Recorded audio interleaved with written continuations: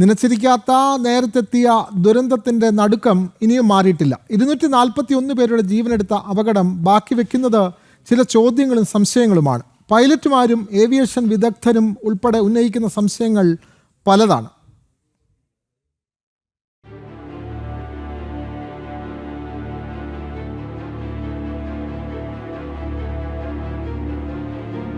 അപകടത്തിന് പിന്നാലെ സമൂഹ മാധ്യമങ്ങളിൽ വ്യാപകമായി പ്രചരിച്ചത് 2 വീഡിയോകളായിരുന്നു. ആ ദൃശ്യങ്ങളിൽ നിന്ന് 5 സൂചനകളാണ് വിദഗ്ധർക്ക് ലഭിച്ചത്.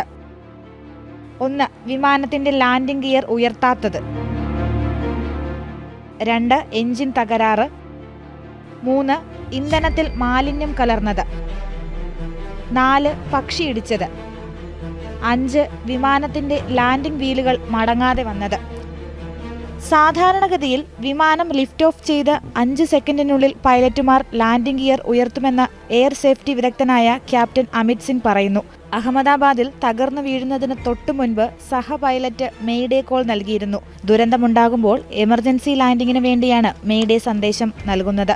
പറന്നുയരാൻ തക്കവിധത്തിലുള്ള ഉയരത്തിലെത്തുന്ന ഉടനെ ലാൻഡിംഗ് ഗിയർ ഉയർത്തും.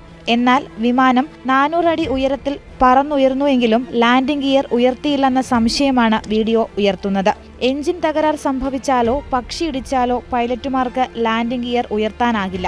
ഇന്ധനത്തിൽ മാലിന്യം കലർന്നാൽ എഞ്ചിന്റെ പ്രവർത്തനം നിലയ്ക്കാൻ സാധ്യതയുണ്ട്. ഇതാണ് കാരണമെങ്കിൽ അത് വിരൽ ചൂണ്ടുന്നത് അട്ടിമറി സാധ്യതയിലേക്കാണ്.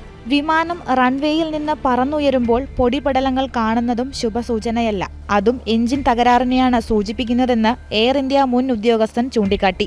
വിമാനം നിലം പതിച്ച രീതിയും അവശിഷ്ടങ്ങളും സൂചിപ്പിക്കുന്നത് വേഗത നഷ്ടപ്പെട്ട് ഇടിച്ചിറങ്ങിയെന്നാണ്. ജനവാസ മേഖലയിലേക്ക് ഇടിച്ചിറങ്ങുമെന്ന് മനസ്സിലാക്കിയ പൈലറ്റ് സുരക്ഷിതമായി ഇറക്കാനായി ശ്രമം നടത്തിയത് ഏവിയേഷൻ വിദഗ്ധർ ചൂണ്ടിക്കാട്ടുന്നു. വിമാനത്തിന്റെ നോസ് ഉയർത്തി ഇടിച്ചിറക്കാൻ ശ്രമിച്ചെങ്കിലും പരാജയപ്പെട്ടു. പറന്നുയർന്ന വിമാനം പെടുന്നതിന് താഴ്ന്ന അഗ്നിഗോളമായി മാറുകയായിരുന്നു. സംശയങ്ങൾ നിരവധി ഉയരുന്നുണ്ടെങ്കിലും അന്വേഷണത്തിന് ശേഷമേ അപകട കാരണം വ്യക്തമാകൂ എന്നും വിദഗ്ധർ പറയുന്നു. ന്യൂസ് ഡെസ്ക് ജനം.